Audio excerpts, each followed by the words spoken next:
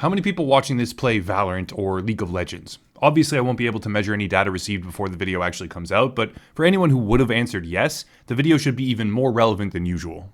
Why is that? Simple. Today, in an email, Riot Games let everyone know about their new and improved reporting features for Valorant voice comms, which allow for verbal communication to be recorded after a report is filed, and will now store those recordings for later analysis, which might seem fine to some people for the simple purpose of disciplinary action, but as I will outline today, it is not going to be as simple as is claimed, and those recordings will not be locked away in some sort of black box vault, never to be used for any illicit purpose again.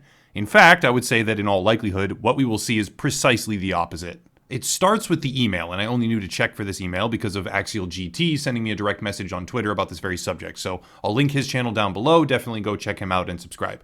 Once I heard about this change, I decided to check because I do have a Riot Games account from when I played League a long time ago and when I also played Teamfight Tactics more recently. And sure enough, there it was. The email contains a short-form legal description of their privacy updates, something that happens quite often. Terms of service documents are always being iterated upon by pretty much every single major tech firm out there. But what was not so standard was the proclamation that they would now be storing audio recordings when reports are filed. Now, by itself, some people might brush that off as a simple case of cleaning up the community and chalk it up to an effort to find and squash toxic communication or verbal insults in the ecosystem.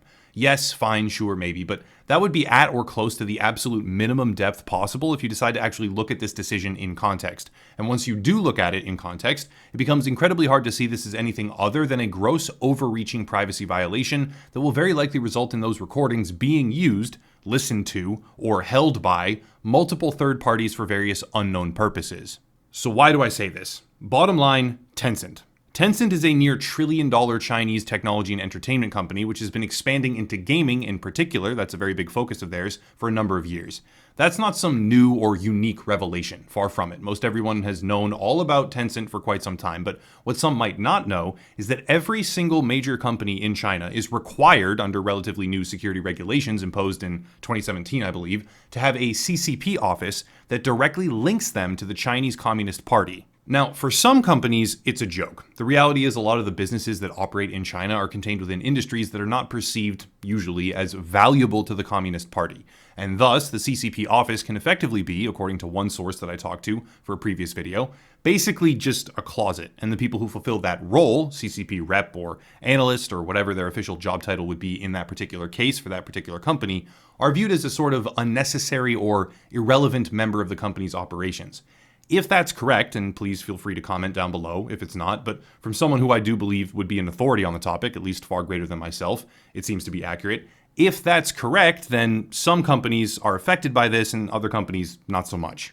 More specifically, though, there was an implementation that pushed for the creation of Communist Party cells within private sector companies as a requirement for them to be listed at all on the country's major domestic stock exchanges.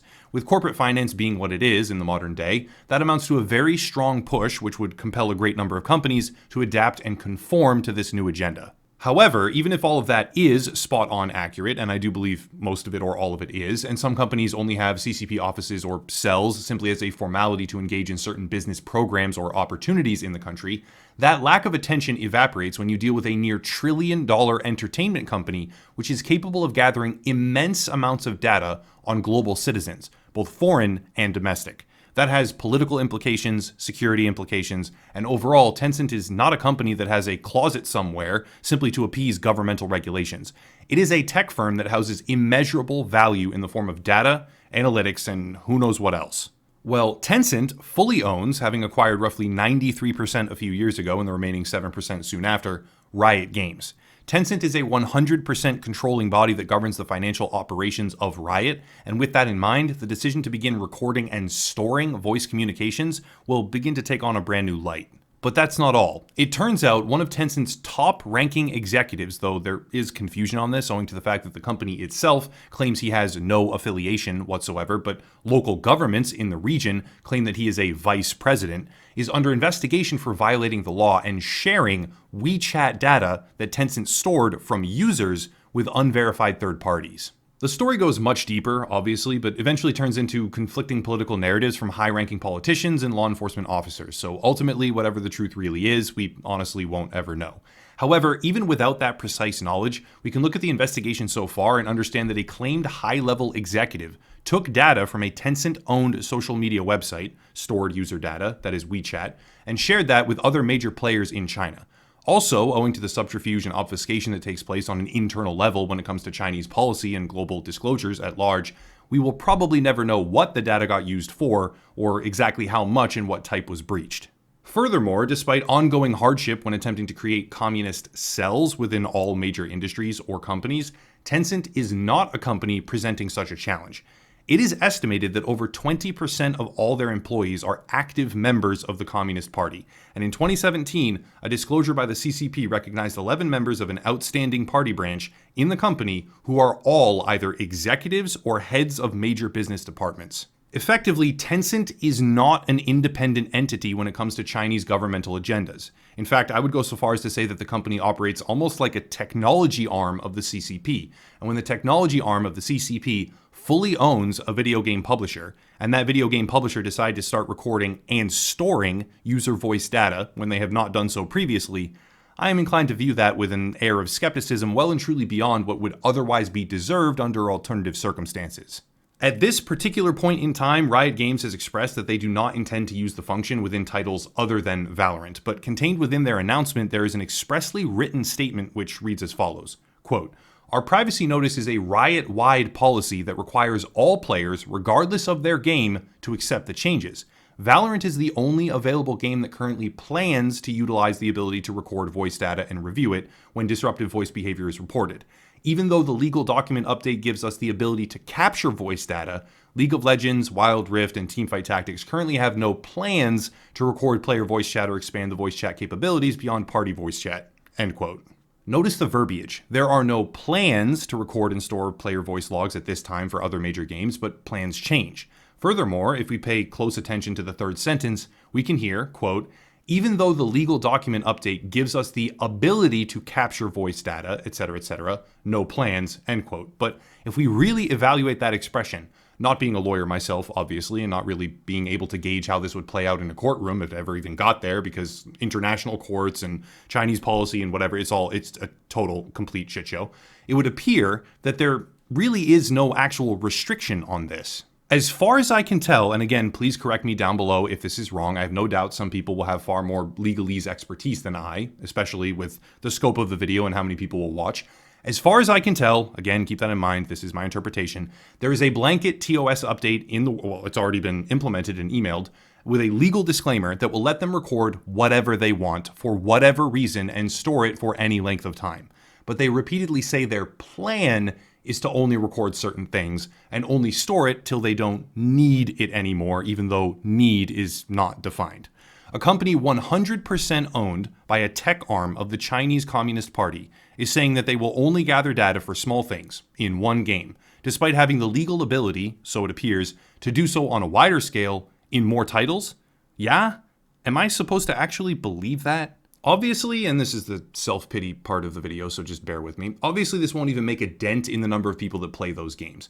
Lately, I've honestly started to feel like one of those guys on the sidewalk with a cardboard sign that says, "The end is near," because no one gives a shit. But when I read through this and realize that so many people would just blindly click agree at the bottom without scrolling through or reading a single word, something I'm guilty of myself at times, this whole TOS system where they know that you don't read it and they can put whatever they want in it because you'll just click agree, it's a really bad thing.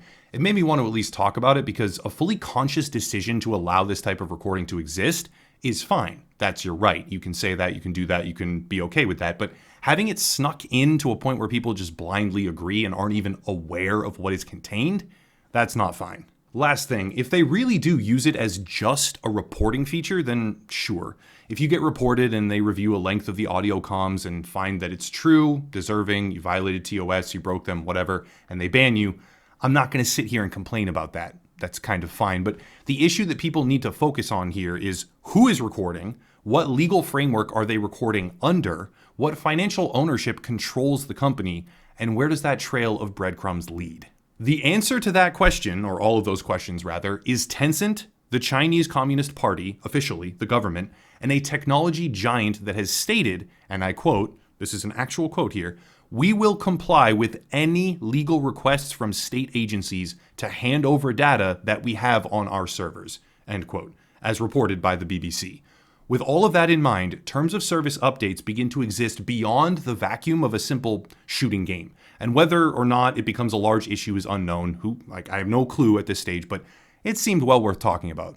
That's it. Everyone will make their own decisions, obviously, but to me, Valorant or League of Legends, as well as their other voice chat enabled properties, are not so appealing that I would be willing to allow the CCP full and unfettered access to what I say. At any point. Who knows? I have no idea the definitions by which they're actually operating because a lot of it was so obviously ill-defined.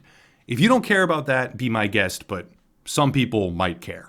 If you want to support, there are links down below, primarily Odyssey, which is a YouTube platform alternative, free to sign up. My whole library's there. All of it's ad-free as well, where they treat their creators extremely well. So again, link down below. Odyssey is a great place to watch and supports me a great deal.